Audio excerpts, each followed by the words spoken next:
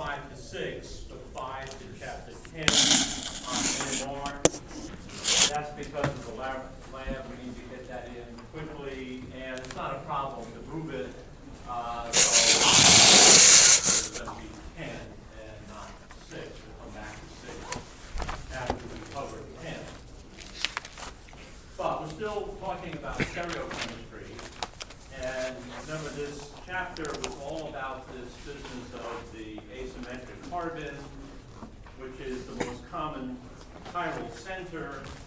So for you, essentially, that means the same thing, chiral center, asymmetric carbon. You learn how to recognize one in a molecule. If it's an open chain carbon, you look for 4 different substituents.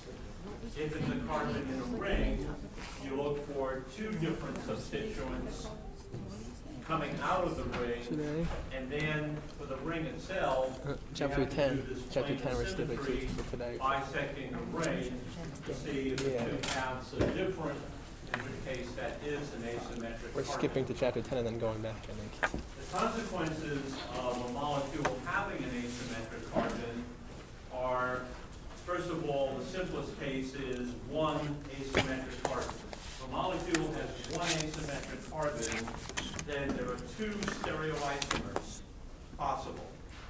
They're related as what we call enantiomers, non-superimposable mirror image stereoisomers.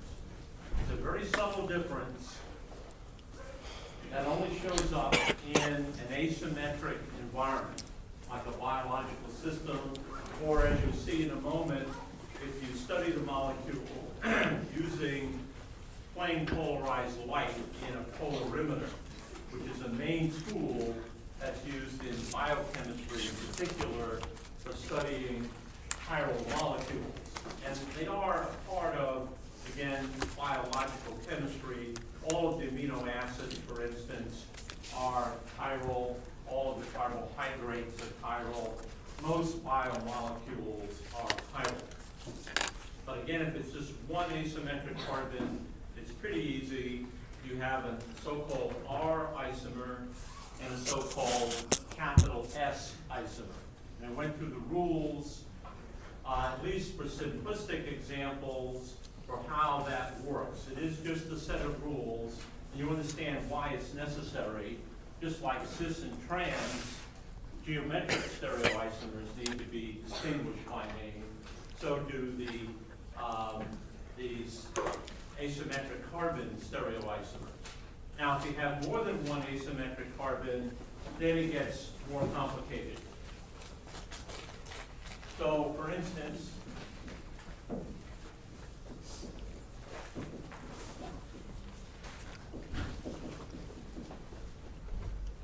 this molecule, 2-chloro-2-bromobutane, has 2 asymmetric carbons.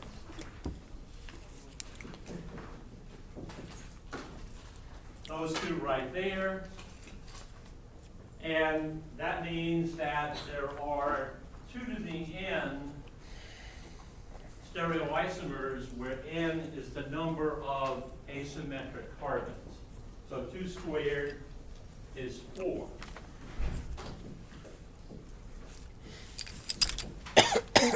Four stereoisomers. And in your head, you know what they are. It's the one where the second carbon and the third carbon are both R, the second carbon and the third carbon are both S, the second carbon is R, and the third carbon is S, the second carbon is S, and the third carbon is R. All 4 possible combinations where each carbon that's asymmetric could be R or S.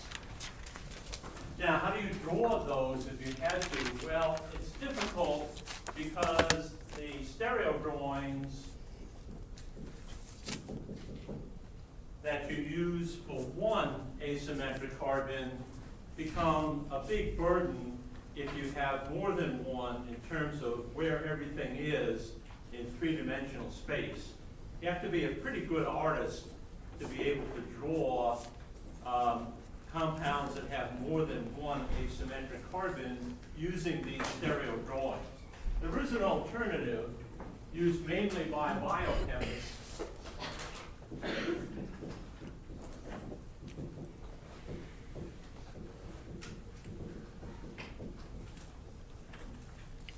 It's called a Fisher projection. You've seen a projection before. Remember the Newman projection with staggered and eclipse forms with that big disk in between the two carbons?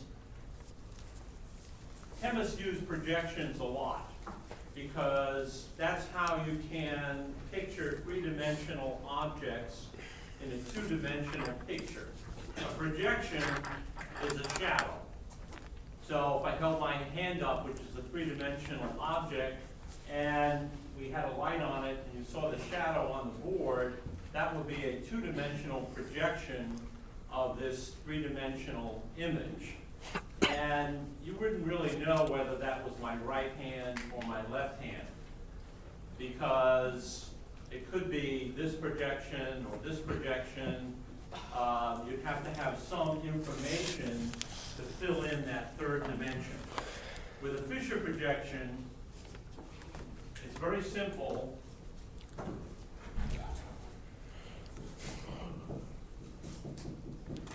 The Fisher projection requires that you look at a tetrahedral carbon with two of the groups coming out at you on the horizontal. It's a different view of the asymmetric carbon, of the tetrahedral carbon, but it's correct. So you can look at a tetrahedral carbon as two crossed V's. And the convention is that you must always assume that the two groups on the horizontal are coming out and the two groups on the vertical are going back. That would be equivalent to this business with my hand, where I say, I will always put my hand up with my thumb to the right. Then you can figure out whether that was my right hand or my left hand from just the shadow of it. So as long as you go with that convention, a Fisher projection can be written as its shadow, which would look like this. So you lose the depth perception in the shadow, but you understand that the two groups on the horizontal are coming out towards you, and the two groups in the vertical are going away. That's an inseparable part of the Fisher projection. So I can draw Fisher projections with 2 or 3 or 4 or 100 asymmetric carbons just by, as long as it's open chain. Fisher projections don't work for cyclic asymmetric carbons. They're used for open chain carbons, and they're most famous with the sugars, where you have multiple asymmetric carbons on an open chain. So what you do is run your carbon backbone vertically. So this is a 4-carbon base chain. My butane chain, I'm going to run vertically. The center of the asymmetric carbon can show the carbon or not. Technically, you're not supposed to put the carbon there because it kind of messes up the drawing a little bit, but you can if you want. So, for instance, this is this molecule. It's one particular stereoisomer because these two groups are coming out and these two groups coming off are going back. The same for this carbon. So I have totally defined an asymmetric, an absolute configuration at both of these carbons. This is one of the 4 stereoisomers. I can draw a second one quickly.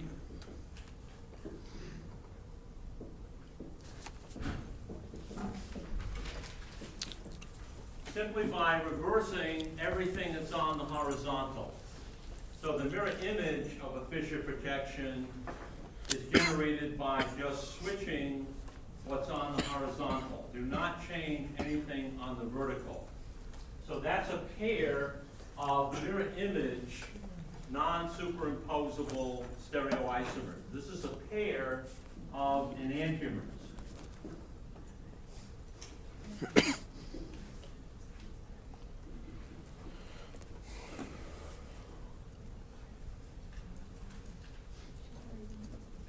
Now there are two others.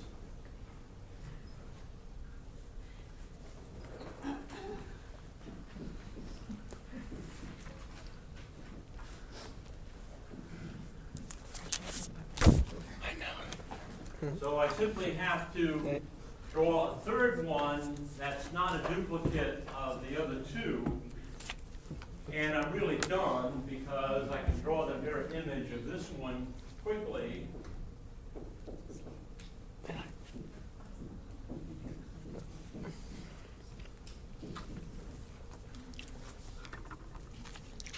So those two are mirror images.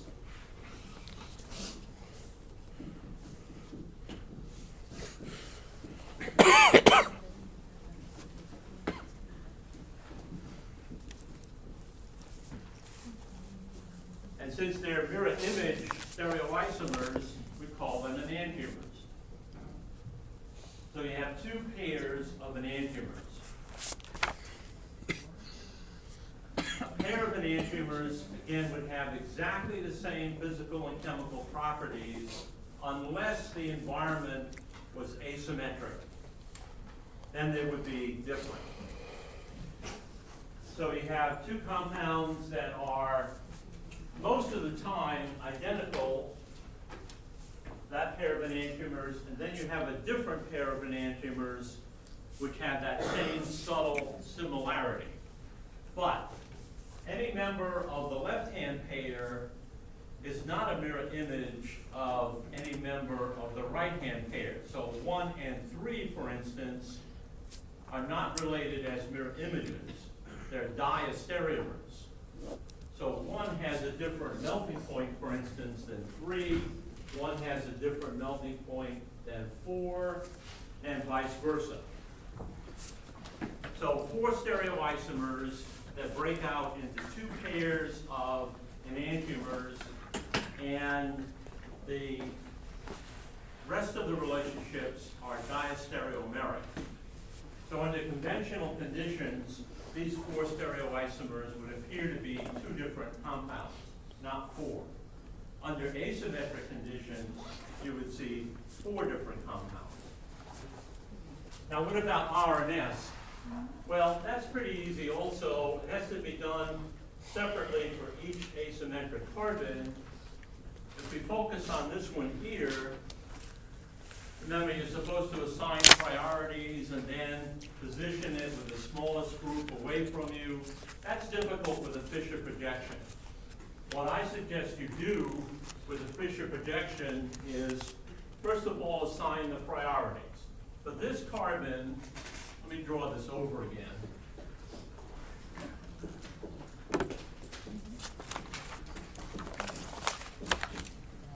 So this is 1.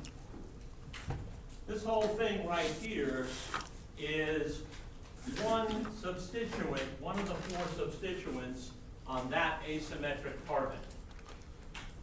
The others are Br, CH3, and H. So bromine is number 1. Hydrogen, as always, is number 4. And then, of course, if you follow the rules, this is going to end up being 2, and this would be 3.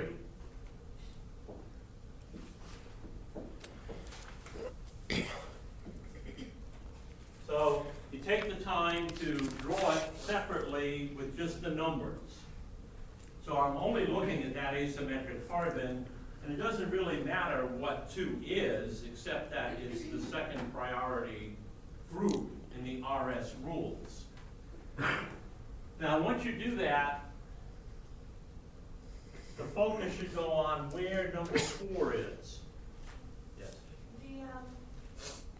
Like you put the 2 in the second asymmetric carbon, why not? Are you thinking of the separate? I didn't put the 2 on the second. I'm only looking at the top asymmetric carbon. The other one is just a carbon at this point. So what's in that big circle is just a substituent. And that, when you follow the rules, reducing it just to numbers. If the number 4 is on the horizontal in a Fisher projection, then you're viewing that as coming out at you. So if your number 4 is on either horizontal position, you've got the wrong perspective. Recognizing that immediately, if I look at the progression of 1 to 2 to 3, that's obviously clockwise or R,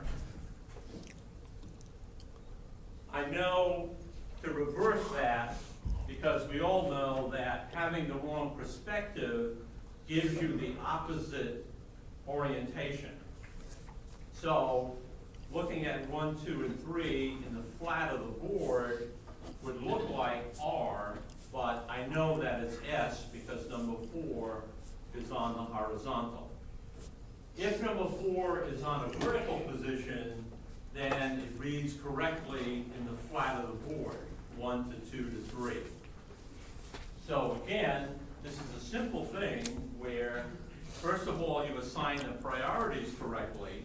Now, recognize if you do that wrong, you're in trouble right there. Secondly, check out where number 4 is. If 4 is on the top or the bottom, you're in luck. You can just look at the 1, 2, 3 progression and it reads correctly. Clockwise R, counterclockwise S. If your number 4 is on the horizontal, read the progression 1, 2, 3, and then reverse your answer. So it's a process. As long as you understand what you're doing and always follow the process, you can't get this wrong. You're more likely to get the priorities wrong than you are the direction. So this carbon right here is S. Now this looks like a nightmare where I have to do this for all of these 8 asymmetric carbons in these 4 pictures. Not true. If this carbon is S right here, what's this carbon? R, because we said it was the mirror image. When you take the mirror image, you can't just take the mirror image of part of the object, it's the whole object that goes into the mirror. So if that's S, this is R. That's Oh, sorry. Thank you. See your weight. So that's R. This is S. I thought it was like code That's red or R. something. And you can come over here and see, obviously, this one is the R, and this one is the S. It doesn't matter what the configuration is of the bottom carbon, it's just setting up the priority. So half the problem is gone already just by doing one asymmetric carbon. Now you have to look at the other one, and I think if you think about it, this is going to end up being R, because notice the bottom half is not exactly the mirror image of the top half, but chlorine is your number 1, again, just like bromine. So if you reduce this to 1, 2, 3, and 4, this is going to be the mirror image of this. Now you could go through the routine, but this is going to be R. So this one here is S.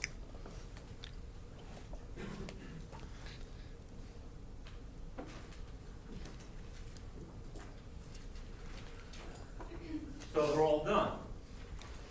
And as a check, you see that Roman numeral 1 is the mirror image of 2.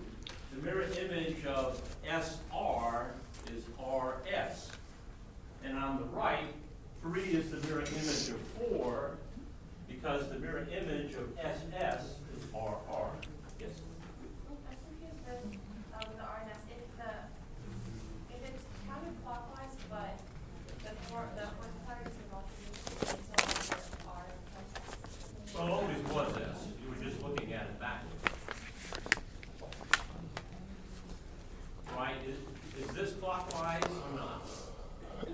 It is to me. So you're, if I'm following the convention, I've got the right answer, you've got the wrong answer. If you pick number 4 and leave it as a horizontal position, you're looking at the thing backwards. So you need to get up out of your seat and come over here, which you would have to do with the molecules. And if that works for you, that's fine. If you can move yourself and look at the molecule from different perspectives, that's the real way to do it. But that takes a lot of practice. So this just makes it quicker. And remember, as I emphasized, this is not science. This is just labeling. Just a clerical skill. So don't get too wound up in it. But it's not hard to do. So there are 4 stereoisomers there. Now, how would I know that? Well, each of them does have different properties under the right conditions. I mentioned the environment has to be asymmetric. There is a tool that biochemists use all the time. It's called a polarimeter.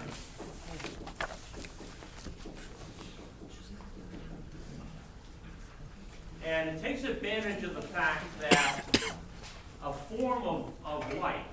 Now, ordinary light is a transverse wave, which means that the lines of force, so if you imagine a flashlight beaming at the wall, the lines of force are perpendicular to the path of the beam. A wave on the ocean is a longitudinal wave. The lines of force go in the direction of the wave, but light is a transverse wave. And those lines of force are electric and magnetic vectors that oscillate in all directions perpendicular to the plane of the light. So if you slice into a light beam and could visualize the lines of force,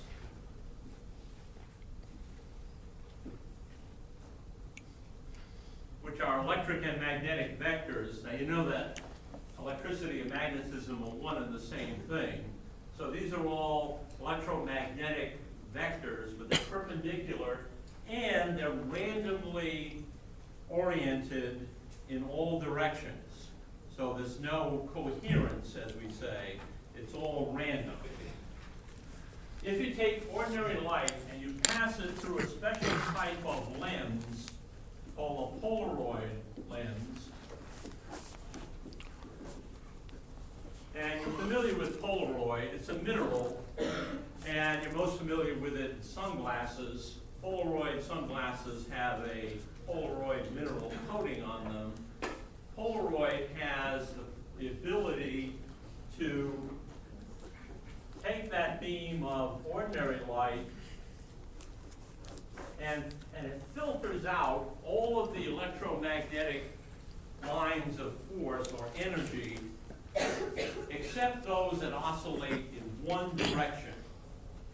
So it's like almost like a slit, and it only lets electromagnetic force come through from the light beam that oscillates in a single plane. That light is called plane polarized light.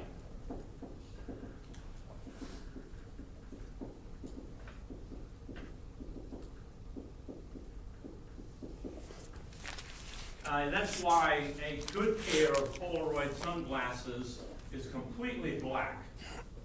Almost all of the light is blocked by a good Polaroid film. You can see a little bit of light through it because some of it gets through, but most of it is just completely blocked. And if you take, you've probably never, I'm sure never done this, but if you take the two lenses out of a pair of Polaroid sunglasses and orient one perpendicular to the other, it goes completely black because it filters everything except a little dot at the center. Now, what's the point? Well, it turns out that plane polarized light can tell the difference between right and left-handed enantiomers. So if you have a pair of enantiomers, you know that they're mirror images, but are different like your right and left hands. And you know that to see the difference between right and left hands, you have to have asymmetric or chiral properties yourself, like your eyesight is chiral. How is plane polarized light chiral? It looks symmetric. Well, that's deceiving. This vector that oscillates back and forth in a single plane is actually a combination of two vectors that are, as we say, circularly polarized and go around in a circle like a clock with two hour hands that move, or minute hands that move in opposite directions. They're always moving at the same rate. So if they start out together, they go like this around the clock.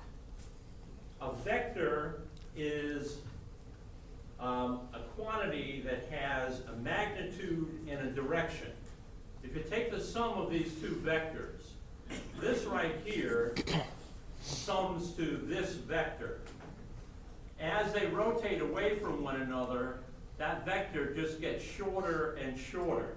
The net vector sum gets shorter and shorter. When they're like this, the two vectors cancel and it goes to 0. And then as it comes around again, it grows in the other direction. So if you're looking at the vector sum, it looks like an oscillating vector in one plane. But it's really the result of two oppositely rotating vectors rotating at the same rate. And as long as they rotate at the same rate, you get a single plane of oscillation. Now, one is rotating clockwise and the other counterclockwise. So the two individual rotating vectors are chiral. They have a handedness. So if you have an asymmetric molecule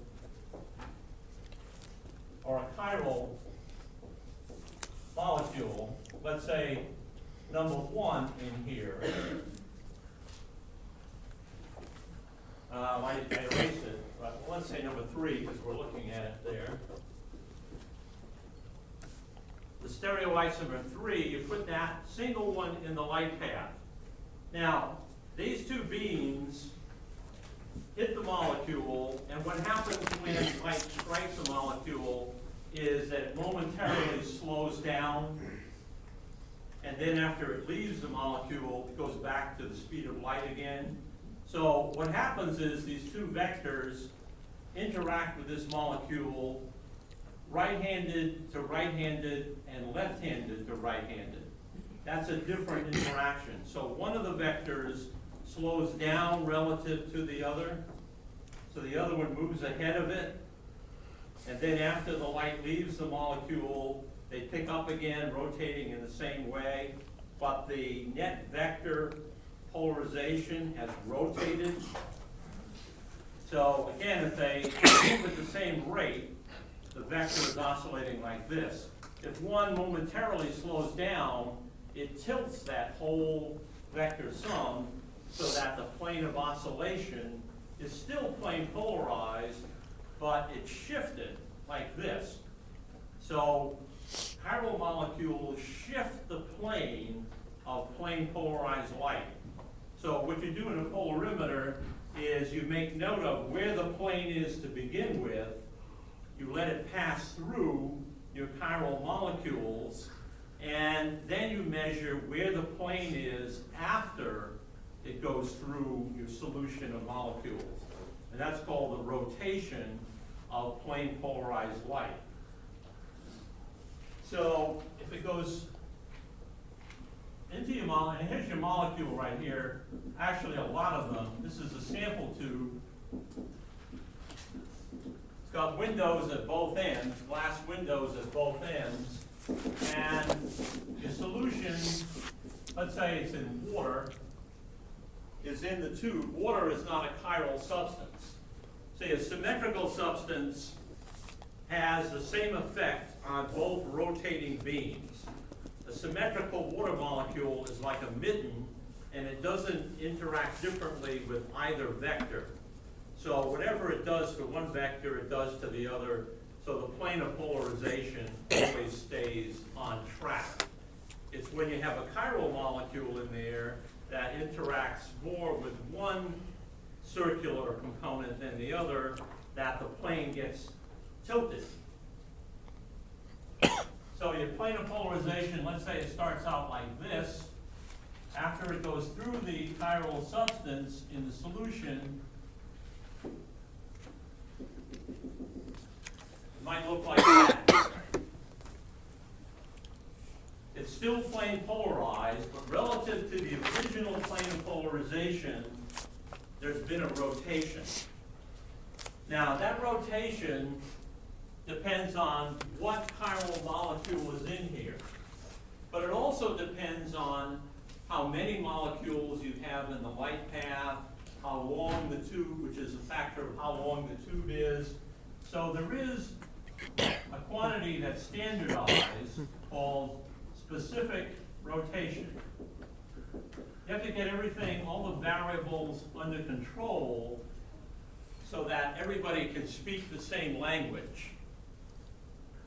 So if I put 3 into this polarimeter and I need to get the same result as you did, we need to standardize. And that specific rotation is my observed rotation. So not alpha in brackets, but just plain alpha is what I see in the polarimeter. And what I would see is a certain degree of rotation, let's say 20 degrees. That's my observed rotation. And it also has a direction. Was it a clockwise rotation or a counterclockwise? Are you sure? Couldn't it have rotated 340 degrees counterclockwise? Sure it could have. You actually have to do a second experiment. A lot of people don't realize that. You have to do a second experiment where you dilute the mixture, in which case the rotation, let's say the concentration is one of the factors.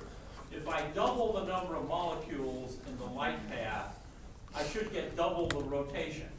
So if I do that, let's say I double the concentration and it goes from 20 to 40, then you know it was a clockwise rotation. If I double the rotation and it was really counterclockwise 340, then it's going to come all the way around again and give me not a 40 degree, but a different degree